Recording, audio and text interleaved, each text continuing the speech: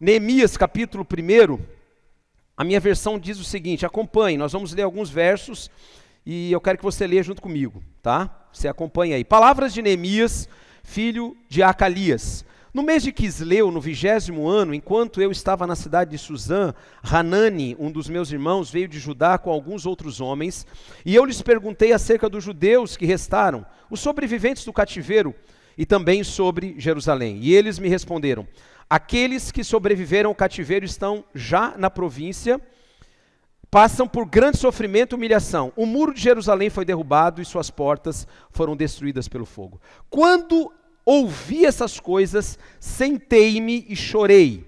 Passei dias lamentando-me, jejuando e orando ao Deus dos céus. Então eu disse, Senhor Deus dos céus, Deus grande e temível, fiel à aliança e misericordioso com os que te amam e obedecem aos teus mandamentos, que os teus ouvidos estejam atentos e os teus olhos estejam abertos para a oração que o teu servo está fazendo diante de ti, dia e noite, em favor dos teus servos, o povo de Israel. Confesso os pecados que nós, os israelitas, temos cometido contra ti. Sim, eu e o meu povo temos pecado. Agimos de forma corrupta e vergonhosa contra ti. Não temos obedecido aos mandamentos, aos decretos e às leis que deste ao teu servo Moisés. Lembra-te agora do que disseste a Moisés teu servo. Se vocês forem infiéis, eu vos espalharei entre as nações. Mas se voltarem para mim, obedecerem aos meus mandamentos e os puserem em prática, mesmo que vocês estejam espalhados pelos lugares mais distantes debaixo do céu, de lá eu os reunirei e os trarei para o lugar que escolhi para estabelecer o meu nome. Estes são os teus servos, o teu povo. Tu os resgataste com teu grande poder e com teu braço forte.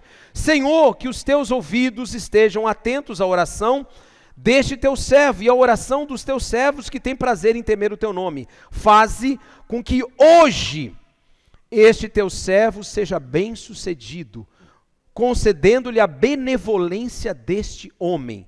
Nessa época, eu era o copeiro do rei. Amém? Você leu junto comigo todo o primeiro capítulo de Neemias. Se você não tinha lido nenhum capítulo nessa semana, então, portanto, bingo, você leu um capítulo da palavra do Senhor essa semana.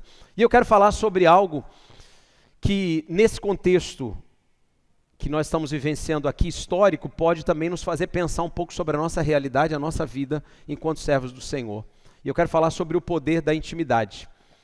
E quando eu falo sobre o poder da intimidade, eu quero que você já imediatamente pense, faça a relação, que me parece que é uma associação quase que imediata, que você imagine que os ambientes de intimidade são os ambientes, naturalmente, os ambientes mais próximos, onde você pode ser quem você é, onde você pode abrir o seu coração e onde você pode expressar o seu contentamento, a sua alegria, o seu gozo, a sua tristeza. Então a intimidade é esse ecossistema onde você é quem você é. E aqui tem algo que é profundo, nesse histórico de Neemias, no retorno do povo do cativeiro, que nos revela que há um poder grande, há um poder imensurável, e que é o poder da intimidade com Deus.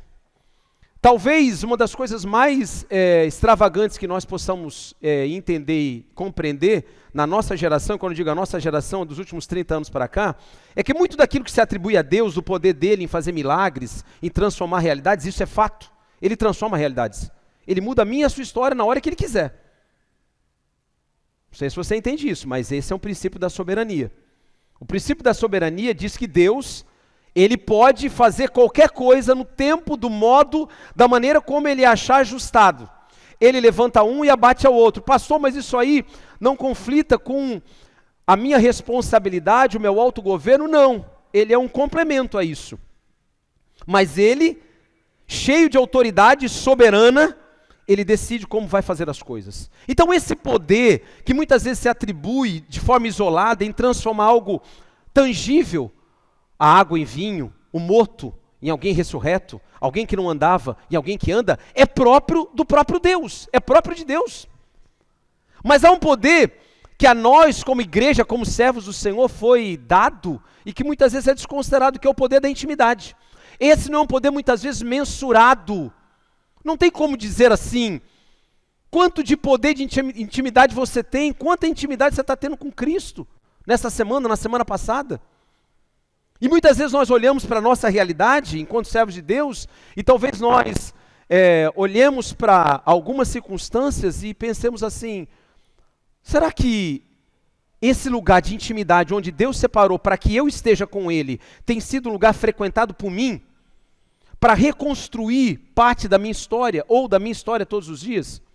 Vamos lembrar que tempos de reconstrução são tempos onde nossas vidas são ajustadas ao plano de Deus.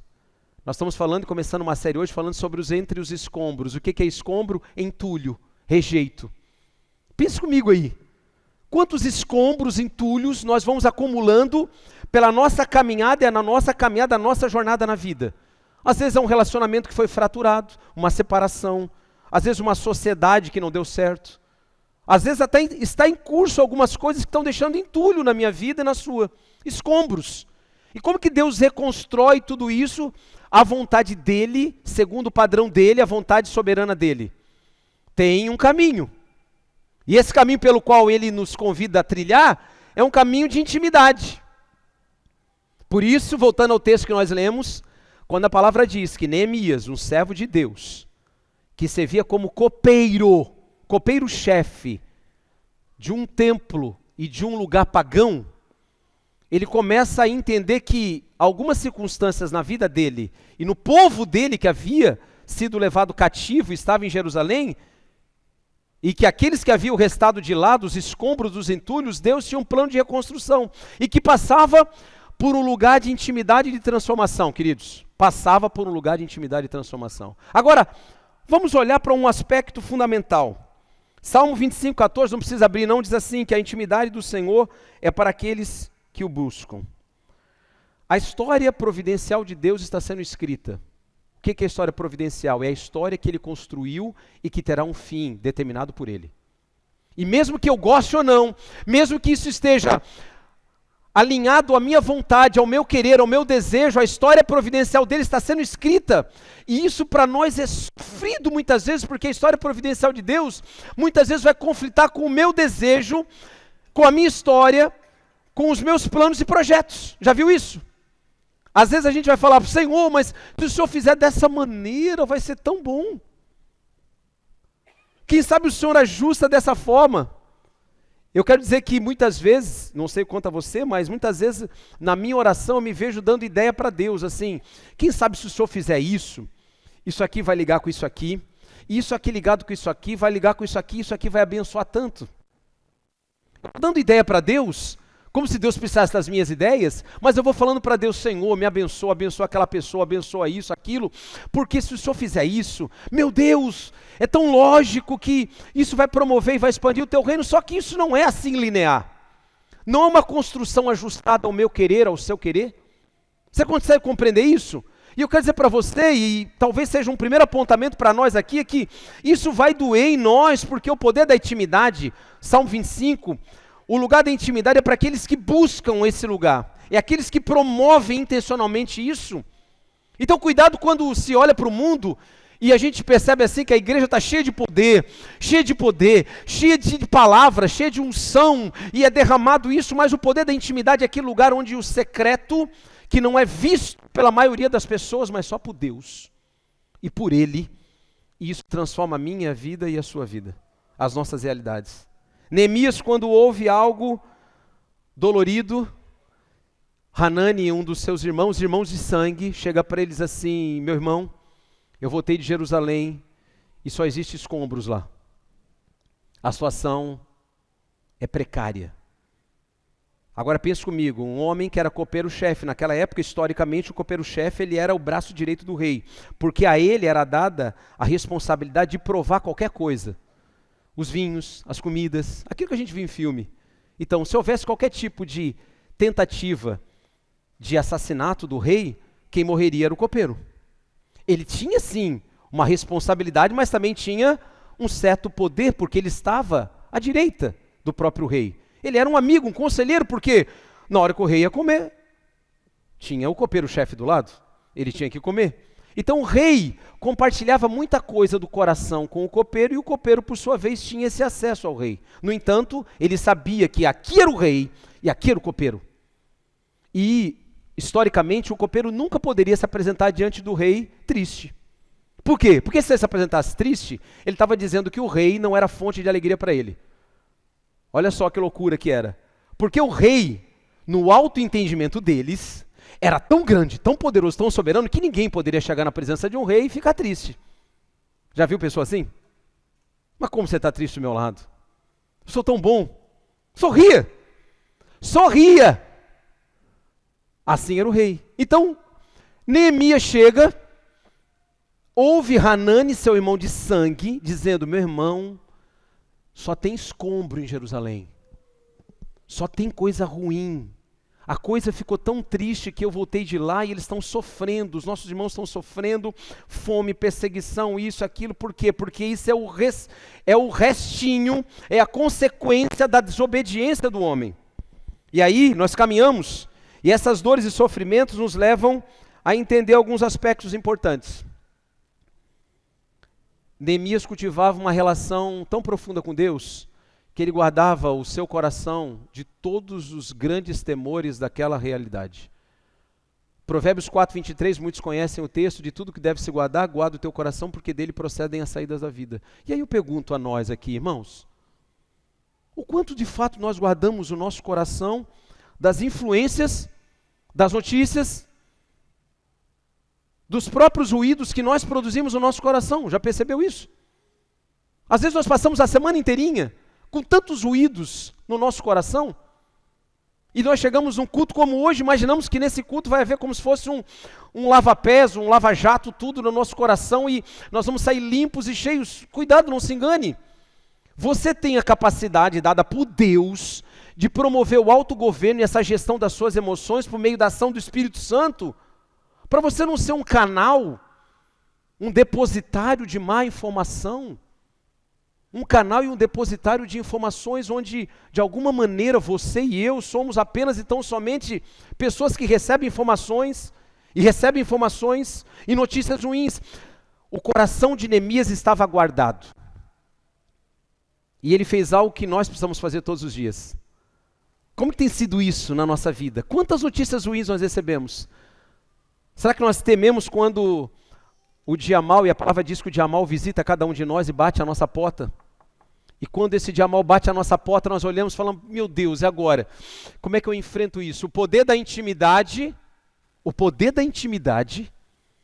vai mostrar o quanto e como nós respondemos a essas realidades. Então, cuidado para que o seu coração e o meu coração não seja tão somente um coração frágil de uma criança que teme qualquer coisa: o escuro, a chuva, o trovão, as más notícias. O salmista diz: eu não temerei as más notícias, porque o Senhor me protege e me guarda. Neemias era esse homem. Neemias caminhava nessa direção.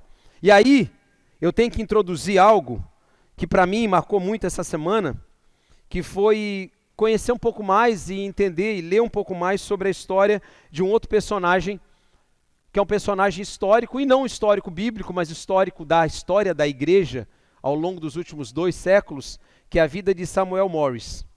Samuel Morris foi um grande missionário, um jovem missionário, e aí tem uma associação imediata a Neemias, eu quero que você preste bem atenção. Samuel Morris foi um jovem, uma criança, né? Pode-se dizer criança, nascida numa tribo na Libéria, portanto num país africano, e ele era o príncipe Cabu, de uma das, vamos assim, das etnias dentro da Libéria, em 1872, salvo engano. Ou seja, já foi um tempinho, quase 200 anos. E esse jovem nasce no meio de uma sociedade, lá daquela época, onde existiam essas visões de hierarquia. Então seu pai era o rei, e por isso ele era o príncipe Cabu, Samuel Norris. Esse nome ele tem depois lá, mas ele era o príncipe Cabu.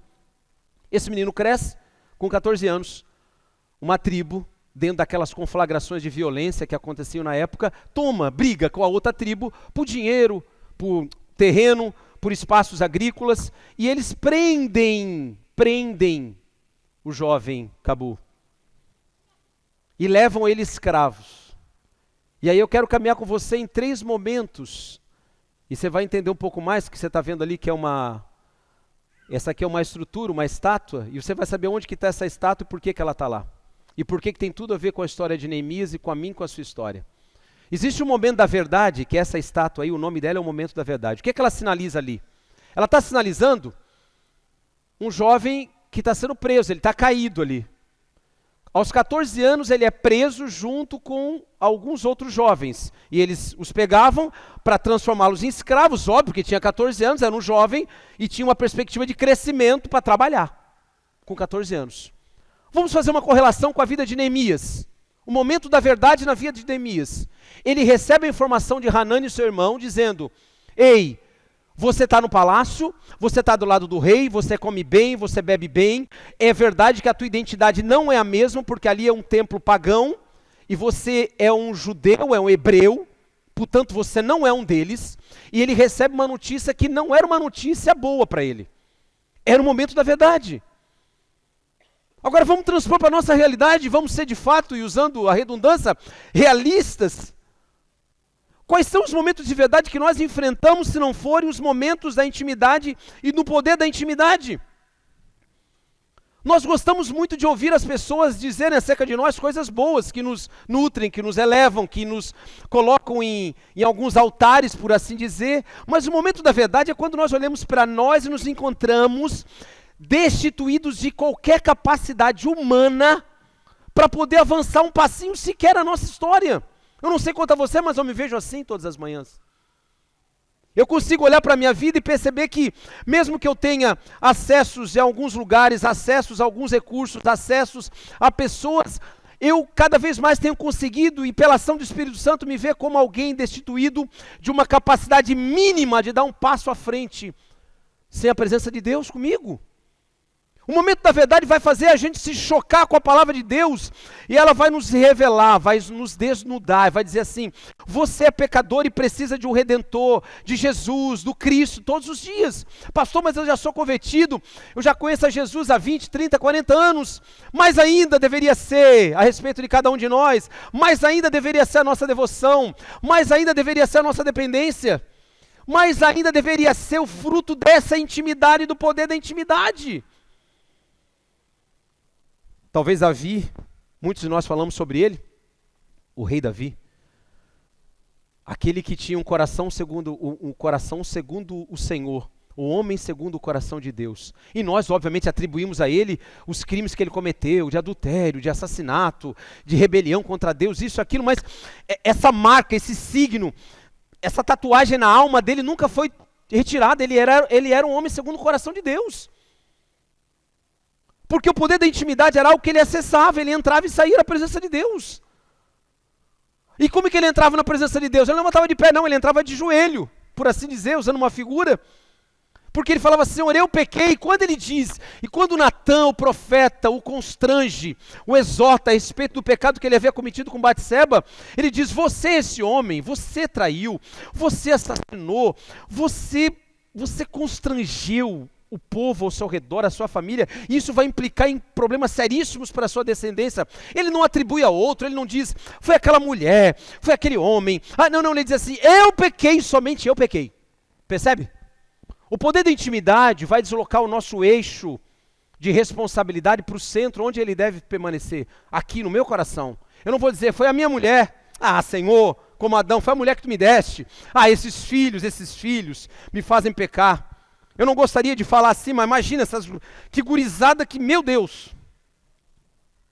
O meu trabalho, você não sabe, pastor, mas no meu trabalho tem um chefe lá que me oprime, me constrange, é pior do que Faraó e Nabucodonosor junto. Esse é grande, né? Tu não conhece, e aí não tem como eu viver na unção, no óleo, no espírito. Eu vou pecar, porque eu penso mal, eu quero esgoelar ele.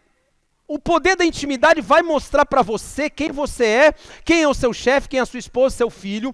E nesse movimento de ajuste de foco, você vai olhar para você e entender que você também é ruinzinho. Você também tem um DNAzinho do Nabucodonosor e do Faraó junto. E eu também tenho. E que nós precisamos desesperadamente da graça do Senhor todos os dias e todas as manhãs derramada sobre nós. Esse é o momento da verdade. Aquele jovem caído aqui, da estátua, essa imagem aí, ela está na frente da Universidade Taylor, nos Estados Unidos. Uma grande universidade. Depois você pode buscar. O momento da verdade vai constranger a gente. O jovem Cabu corre, é pego e é levado para uma outra tribo. Só que tem uma outra imagem. Ouvindo o chamado. Essa imagem também está no Universitário de Taylor, na entrada dos Estados Unidos. Uma grande universidade lá, americana. O ouvindo o chamado é o momento onde a história conta, a autobiografia desse jovem conta, que ele ouviu uma voz e ele viu uma luz. Tem na autobiografia, você pode ler isso. Na biografia, não na biografia dele, que ele contou que ele viu uma luz no meio do mato e um monte de coisa assim brilhando, e ele sai correndo com 14 anos no meio do mato. E vai correndo, a noite inteirinha. E ele disse que ele correu a noite inteira, correu no meio do mato, porque ele conseguiu se desvencilhar de alguma dos caras que estavam prendendo ele. Ele foi correndo. E onde ele chega, era um local no meio do mato, onde tinha uma missionária, junto com alguns irmãos, com uma luzinha assim, e não era luz elétrica, por óbvio, e eles estavam ali, lendo a palavra, ouvindo o chamado. Sabe Neemias, que a gente leu aqui? Quando ele ouve o chamado de Deus, sabe o que ele faz? A Bíblia diz que ele ora, jejua, o coração dele se comprime. Ele diz que eu orei e chorei. Quando ouvi essas coisas, sentei-me e chorei, passei dias lamentando, jejuando e orando ao Deus dos céus. Então eu disse, ouvindo o chamado. Quando que você ouviu o chamado de Deus? Eu não estou falando de repente que você não ouviu um chamado para uma missão transcultural. Pastor, eu não fui chamado para ir para a África, para a Libéria, para a China. Não. Eu estou falando quando que você ouviu o chamado de Deus e isso entrou no seu coração como aquela seta. E você olhou e falou, nossa, a minha vida tem um sentido maior do que aquele que eu vivia por ele até agora. Tenho algo maior no meu coração. Deus me deu talentos e dons para viver algo nobre, único. Para ter uma família, para ter filhos, ou para viver numa sociedade aqui ou em outro lugar, mas não importa. Deus me deu algo novo. Então, quando a gente ouve o chamado, o nosso coração se constrange. Por quê? Porque o poder da intimidade vai nos revelar e vai fazer entender que essa é a voz de Deus. Neemias não para e ora e jejua durante dias, queridos, porque ele apenas sofreu no seu coração, estava sofrendo por conta de uma notícia do seu povo. Também era isso. Mas ele estava sendo despertado na corte de um rei pagão. Deus estava dizendo, ei, meu irmão, meu filho, levanta-te. Eu estou falando contigo. Quando nós ouvimos o chamado de Deus, sabe, os ruídos internos e externos começam a arrefecer, começam a diminuir. Mas eu quero perguntar para você o quanto que nós estamos, de fato, exercitando desse poder da intimidade, o quanto do barulho de fora e de dentro se interpõe, se coloca no meio, como se criasse uma barreira assim, uma muralha, onde o som da voz de Deus não ecoa mais no nosso coração. E aí tudo é apenas então somente um rito em cima de outro rito. É uma programação em cima de outra programação, não tem mais aquele momento onde você diante de Deus se prostra, ora, busca, jejua, clama, e você ouve a voz de Deus dizendo, levanta, ou diz, permanece. Onde Deus fala para você, seja um homem diferente, seja uma mulher diferente, um jovem, faz isso no teu trabalho, não faça, sabe? Eu tenho falado para Deus essa semana de maneira especial, Senhor, eu não quero ser alguém distraído, envolvido com sons do meu coração, e nós temos uma frequência completamente diferente, não se esqueça disso. A carne milita contra o espírito contra a carne. Paulo fala isso em Gálatas, porque as obras da carne são conhecidas, e ele vai falando, Gálatas 5, e as obras do espírito são esses, os frutos do espírito, aliás. Então, quando Paulo diz isso, que o espírito milita contra a carne, guerreia, e a carne contra o espírito, ou seja, há uma luta constante dentro do nosso coração. E essa semana em particular eu falei, Deus, que esses ruídos internos e existentes do meu coração não se sobreponham à voz do Senhor, ao ouvir o teu chamado. Porque pensa comigo, se Neemias não tivesse cultivado esse local de intimidade com Deus, como que ele ouviria com certa sensibilidade?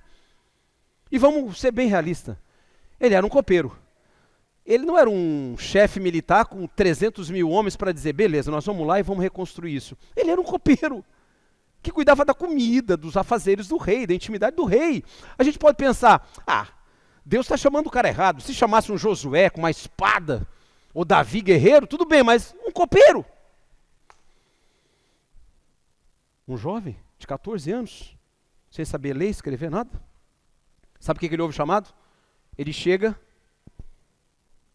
lá nesse local, ele ouve uma missionária, a missionária conta a história dele, americana, e a missionária recebe esse jovem, e ele encontra Jesus ali no meio de uma floresta, no meio do nada. Um jovem de 14 anos com a pele dele machucada pelos seus algozes, porque ele tinha sido já torturado pela outra tribo. E ele ouve e ele viu aquela luz no meio do mato e correu a noite inteirinha. E quando ele chega lá, ele encontra Jesus. Quando ele encontra Jesus, a missionária vê que ele está com o coração aberto e ela diz, você precisa ir para os Estados Unidos. Ei, pensa comigo. Se a gente acha que é difícil para os Estados Unidos hoje, é ou não é? Agora pensa, 1870, um jovem na Libéria, 14 anos. Ela fala, por que eu vou para os Estados Unidos? Nós não é como pegar um voo aqui hoje, ali São Paulo, e pim, tá lá. Não! Vai pegar um navio, Paraná, e como é que eu vou? Ela disse, você tem que ir para os Estados Unidos porque você precisa conhecer mais de Jesus. E lá tem mais formação, você precisa ir para uma universidade. Ela estava ligada à Universidade de Taylor, nos Estados Unidos, que é uma universidade de 1854, fundada em 54. Ele é de 70 e pouco, esse jovem. Nasceu em 70 e pouco. Ela falou, você pode ir lá porque a gente pode conhecer pessoas. E ele fala, tá, mas como é que eu vou? Você tem que ir. A história dele conta que ele começa a ir. E ele vai. Assim mesmo que você está pensando. Sem passaporte, sem dólar, sem nada na mão. Ele vai embora. E ele vai vendo, vai indo, ele pedindo uma carona, ele sabe que ele tem que chegar num porto para entrar no navio, que o navio vai para os Estados Unidos, só isso. Mas ele não tem dinheiro, ele não tem nada, ele só tem um chamado no coração queimando. Volta para Neemias o texto aqui. Quando ele ouve o chamado dos irmãos, ele não fica passivo, não. Ele não fica assim, fazer o quê? A gente leu junto aqui a oração. O povo pecou, o povo está colhendo que pecou. Eu estou aqui, porque o Senhor me trouxe aqui, porque o Senhor viu em mim algo diferente daquele povo. Agora o povo está lá sofrendo as consequências. Eu não posso fazer nada. Ele poderia falar, Hanani, meu irmão, cara, não me atrapalha aqui, bicho. Eu estou na minha vida aqui no momento certinho, voando. Ei, olha para nós. Quantas vezes a gente olha isso, fala isso? Poxa vida, justo agora, Deus está requerendo de mim isso, agora que a minha vida estava perfeitinha. Que vida perfeita é essa? Se nós não ouvimos o chamado de Deus e fazemos desse chamado, o chamado maior sobre nós. Ainda não conseguimos colocar Deus dentro de 4 retas assim, numa caixinha, glória a Deus, por isso. Ainda não controlamos Deus. Ainda bem que a igreja não controla Deus. Imagina, em alguns momentos, que quer controlar, mas não controla. A transformação pela qual o Senhor quer que nós passemos é uma transformação de mente, justo da nossa mente, a ponto de a gente olhar para nós no ano passado, no ano retrasado, e perceber que aquilo que a gente pensava, imaginava, dos nossos grandes sonhos estratosféricos de transformação do mundo, estão sendo ajustadas à história providencial de Deus, que vem sendo construída ao longo da história e chegou para você hoje, agora. E daqui a pouco você, como a palavra diz em Tiago 5, como um vapor, não estou dizendo que você vai morrer amanhã não, tá? Fica tranquilo. Você vai embora, e eu também vou embora, e a nova geração que está lá atrás, assume o papel, e a nova geração passa. Alguém acha que é diferente disso? Será que estamos ouvindo o chamado de Deus? Eu quero dizer para você que se você não está exercitando e vivendo dentro do poder da intimidade, com certeza você não está ouvindo o chamado de Deus. Pastor, isso é muito duro. O mais duro é a gente saber que a gente construiu a nossa história longe de Deus e imaginar que mesmo longe de Deus, a gente consegue viver e ter uma vida de fato plena, o shalom de Deus, a plenitude de Deus. Essa é a maior tragédia da história do homem. E a terceira estátua? Compartilhando a verdade. Você pode ver lá atrás que tem as 3. Essa é a Universidade de Taylor nos Estados Unidos. Esse é o jovem. Sabe quantos anos ele morreu? 20 anos. Ah, mas Deus também não sabe brincar, né? Tira de 14 anos lá, a hora que ele ia voar, Deus fala assim, ele pega uma doença, sequelado de saúde, pensa pega uma doença dessas que a gente pega aí 3, 4 vezes aí por ano, pega uma doença e ele, caputz, morreu, com 20 anos de idade. Compartilhando a verdade. Quando ele ouve a respeito da universidade, ele entra no navio, a história dele conta que ele entra no navio, todo mundo vai fazer o quê? Com calorinho no navio daquele ali, um negro, no navio, indo para os Estados Unidos, ele apanha, fica de escravo, mas a história conta que quando ele chega lá no porto nos Estados Unidos, a maioria do pessoal do navio se converteu. O capitão do navio, todo mundo se converteu. Porque todo mundo falava assim, como é que tu chegou aqui, rapaz? Ah, vou contar minha história. Não acontece isso. Ele compartilhava da verdade e as pessoas, o espírito quebrantava o coração. Está na biografia dele. E quando chega lá nos Estados Unidos, a metade ou a maioria do pessoal do navio estava convertida. Porque ele estava compartilhando a verdade. Aquela estátua mostra isso. O príncipe Cabu, Samuel Norris, que ele recebe esse nome depois, Samuel Norris, compartilhando a verdade. E agora, pensa aí você, hein? Dá para fazer alguma coisa nobre com 20 anos? Você de repente já passou, já tem 3,20 nas costas. É ou não é? Eu já tenho 2 mais um pouquinho. Mas você fala, 20 anos, cara, não dá para fazer nada. 20 anos eu nem mudei o mundo, eu nem inventei um negócio, eu nem fiz uma inteligência artificial, um negócio grande para ficar rico, não sei o que lá, não fiz nada. Ei, você só precisa viver dentro do poder da intimidade, aquele lugar onde o centro de gravidade não é mais você, escute bem, não é mais a sua vontade, não é mais o seu querer, não é mais os seus ajustes, agora é a vontade de Deus soberana. Portanto, quando ele disse assim, Samuel Norris, Cabu, meu filho, terminou, vou lhe recolher, com 20 anos ele é recolhido. A história dele diz que, escute bem, por conta da morte desse jovem e do impacto que ele gera, um movimento da Universidade de Taylor começa a ser tão grande de um reavivamento dos jovens americanos de dinheiro para irem para a África pregar o evangelho. Deus estava pensando nisso, sim. Então ele era um instrumento nessa jornada de Deus, sim. Você está percebendo aí? Está caindo a ficha? Que você é um instrumento para cumprir a história providencial de Deus, na jornada que Ele mesmo estabeleceu, e que o poder da intimidade vai começar a tirar as nuvens, e vai te trazer plenitude, paz no coração, tudo aquilo que você anseia e eu anseio. Mas se nós não estivermos vivenciando dentro desse locus, desse centro de gravidade espiritual, por assim dizer, nós saímos do controle de Deus e pegamos o controle para nós. Pensa comigo, 20 anos. Neemias, o texto que nós lemos, ele sai. A Bíblia diz que ele recebe a palavra no mês de Quisleu. Quisleu, ou Kislev, no hebraico, é o 9º mês do calendário judaico lunar. Sabe quando que ele fala com o rei? Só. Olha comigo no 2:1. No mês de Nissan, do 20º ano do rei Ataxerxes, na hora de servir o vinho, levei ao rei. Nunca antes eu tinha estado triste na presença dele, nem podia, senão ia cortar o pescoço. Por isso ele me perguntou, por que seu rosto está tão triste se você está doente? Essa tristeza só pode ser de coração. Olha como o rei parecia um psicólogo, hein? O rei aqui estava numa unção aqui de revelação que às vezes nos falta, hein? A pessoa está triste do nosso lado, a gente nem percebe. Sabe aquele cara que chega na empresa já, ou na faculdade, rindo, contando piada, um dia ele está triste lá, por que será, né? Eu falei, nem vou chegar, porque vai compartilhar um problema comigo, já tem uns 10 aqui nas minhas costas, eu não vou lá ouvir, não. No mês de Nissan, que é descoberto, sabe quantos meses passaram? 4. O mês de Nissan é o primeiro do calendário. Passou setembro, outubro, novembro, dezembro, só em janeiro. Sabe o que ele fez em 4 meses? Orou, jejuou, foi para a intimidade com Deus. Sabe, muitas vezes eu fico pensando sobre mim, e vê se cabe para você aí. A gente quer tantas coisas mudadas, a gente quer tanta resposta, a gente quer tanta solução, um imediatismo que nos coloca assim dentro de um turbilhão de ideias, de imagens, de coisas na vida. A gente pensa assim, mas tem que ser agora, tem que ser isso e aquilo, e a gente fica pensando agora, por que o senhor não fez tal? Neemias, ele demorou 4 meses para falar com o rei. E todo dia ele estava na presença do rei, lembra? Ele era o copeiro-chefe, todo dia. E várias vezes durante o dia. Só que num dia, na primeira vez, ele não conseguiu. Os outros dias ele até, naquele dia ali, o semblante dele... Sabe, às vezes quando a gente está assim,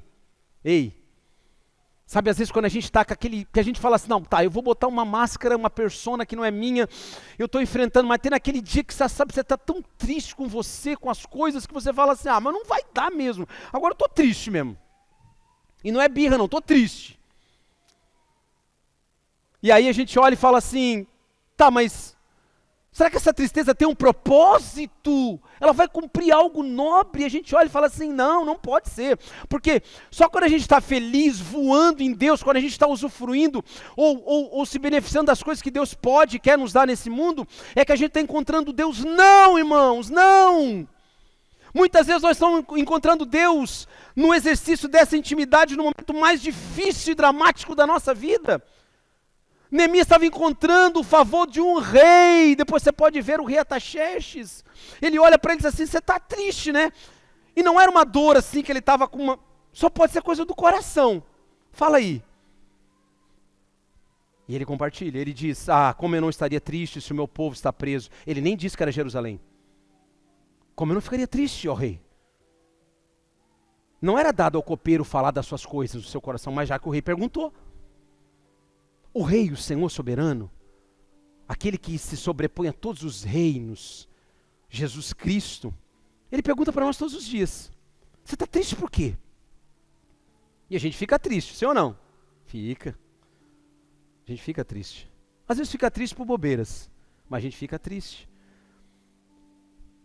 E eu fico pensando, quantas vezes a gente perde a oportunidade de dizer, sim, eu estou triste. E o Espírito Santo que sonda o coração, que conhece o coração do homem, porque Deus vê o interior e não o exterior, diz assim, por que você está triste? Se você não cultiva o poder da intimidade, esses escombros, esses entulhos que insistem em caminhar conosco e, calma, até a jornada de Cristo finalizar na nossa vida, a gente vai ter entulho ao nosso lado, vai ter. Pastor, mas isso é muito difícil, vai ter. Vai ser situações que você não vai controlar e vai ter o diamante que vai bater a sua porta. Você vai dizer, meu Deus, como assim? Estava tão ajustado agora e essa notícia me pegou assim. Mas aquela notícia que pega a gente, machuca e dói, a gente leva para aquele lugar da habitação do Senhor e na intimidade e diz, Senhor, está nas tuas mãos. Neemias demorou 4 meses, mas chegou uma hora que o coração dele se rasgou diante de um rei humano de carne que teve misericórdia dele e falou, você pode voltar, tá? A história conta isso. Você pode voltar e reconstruir, eu vou dar dinheiro inclusive para você voltar. Porque você é muito afetuado a mim. Eu gosto de você. Agora olhamos para o nosso rei, o nosso Senhor. Essa última imagem de Samuel Norris mostra um compromisso meio seu de compartilhar a verdade. E cuidado para que você não pense assim, mas eu não tenho nada, pastor. Eu sou pequeno, sou fraco, não tenho recurso, não sei falar. Vai colocando aí junto, só estou colocando o exemplo desse jovem aí. Ele teve que aprender o inglês, ele teve que aprender 500 coisas, ele foi para a universidade, e hoje uma universidade cara, nos Estados Unidos, renomada, como essa de Taylor, tem a imagem, a escultura dele, na frente. Lindo, né? Tá para nós. Para mim e para você. Não estou dizendo que a gente vai ter uma estátua nossa. Mas, e o poder da intimidade, desse lugar que Deus quer transformar e reconstruir os escombros? Tem muita gente que quer reconstruir a sua jornada longe dessa intimidade. Ela vai doer. Porque sabe o que ela vai produzir? A maturidade que é atestada, a ferida, ela é só medida quando a nossa mente é transformada e, portanto, o nosso comportamento. Romanos 12, nós não nos conformamos à realidade desse mundo, mas mudamos a maneira de vê-lo e de se relacionar com ele. Aquilo que doía não dói mais. Aquilo que as pessoas falavam mal de mim, agora, eu sei que eu sou em Deus, a minha identidade foi reconstruída. Você percebe que aconteceu isso na vida daquele jovem? Você viu isso? Não era mais o príncipe Cabu, o menino sequelado. Era Samuel Norris, que morreu com 20 anos, mas ele era um missionário, numa universidade americana.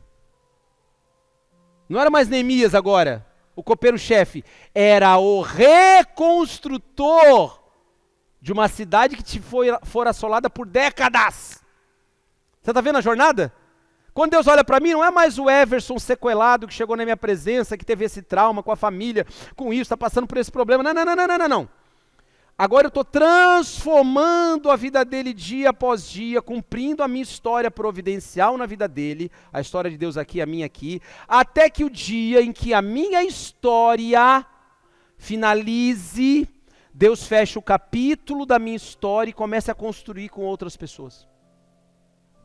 Até lá, o poder da intimidade não muda.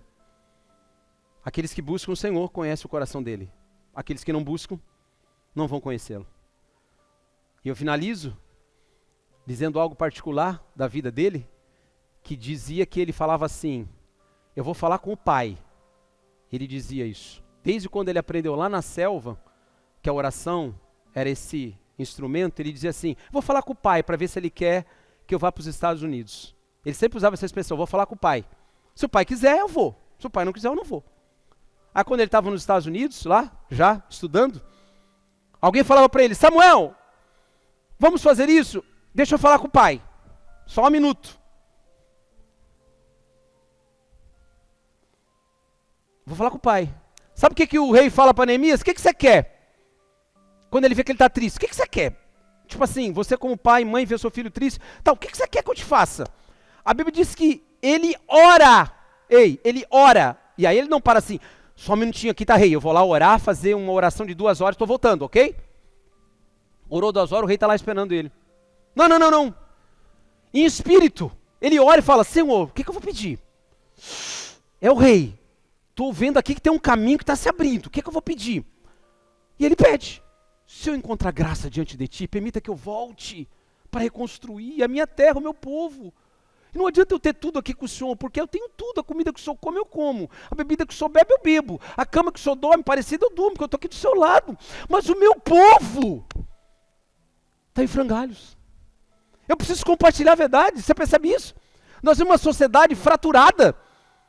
Pessoas enganadas com falso evangelho, com mística de um lado e do outro, e nós temos a verdade da palavra, e que não é só um livro, um papel, mas é a verdade do nosso coração. E a gente precisa fazer como está naquela estátua dizendo, tome mundo, tome cidade, tome empresa, tome família, a verdade do evangelho que não muda. E não esquente, se isso vai impactar durante 1 ano, 2 anos, ou 10 ou 6. A dele foi 6. E ecoa por toda a eternidade. A sua tem sido quanto? Desde quando você passou pelo momento da verdade? Assim, ó, triturado. Se você não passou, você tem que passar. Não é porque eu estou dizendo, não, é porque a palavra diz. Quando Deus encontra o homem, lembra que a gente falava? De uma Scania e do Fusquinha? É assim. Passa por cima. Plá! Só que tem gente que resiste, que acha que é um caminhão do outro lado também. Não vai dar certo. Depois do momento da verdade, tem o alinhamento. É a hora que a gente começa a olhar e falar assim, Senhor, e agora? O que eu faço?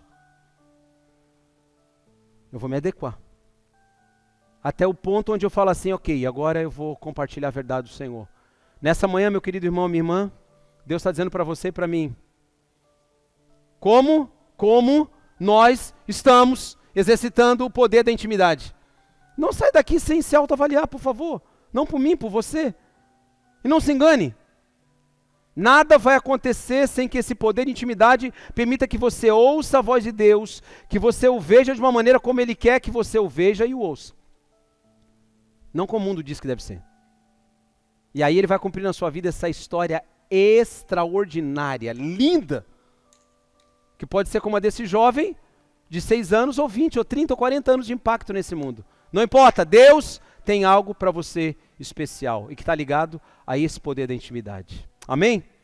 Eu quero orar junto com você, quero que você fique de pé, por favor. Vamos orar, não converse agora, vamos orar. Quero que você comigo ore nesse momento, e que você por algum minutinho apenas, você se conecte com algumas verdades que você traz consigo aí. Conecte-se com essa realidade do seu coração. E veja quantos escombros, quantos entulhos você consegue reconhecer na sua vida. Às vezes são vozes internas que não permitem que você ouça a voz de Deus da maneira como Ele quer que você a ouça. Às vezes são histórias que você vivenciou e que você traz como se fosse um definidor da tua jornada para o futuro. Não são e nunca serão.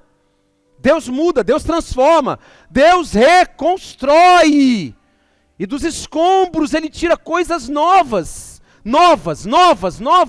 mas essa frequência, esse agir sobrenatural de Deus, Ele se encontra num lugar que muitas vezes é inacessível ao coração orgulhoso, ao coração altivo, mas é plenamente acessado pelo contrito de coração, que é a intimidade de Deus, onde Ele olha para nós e nos percebe tristes, abatidos muitas vezes, sem força para avançar, sem coragem para enfrentar os desafios dessa vida, sem sabedoria, e quando a gente diz e luta, Senhor, como que eu vou fazer? Nessa manhã Deus está dizendo para você, acalme o seu coração, permaneça na minha presença, busque a intimidade, passe pelo momento da verdade, olhe para a sua história e para a sua vida, seja constrangido pelo amor de Deus nessa manhã, pela ação do Espírito Santo. E quando você se vir transformado e em transformação, não demore para compartilhar a verdade de Deus, que não é um código moral, de ética, de costumes, mas é a verdade eterna de um Deus soberano, que mudou a história daquele jovem, que mudou a história de Neemias, e que continua mudando histórias conforme a sua soberana vontade.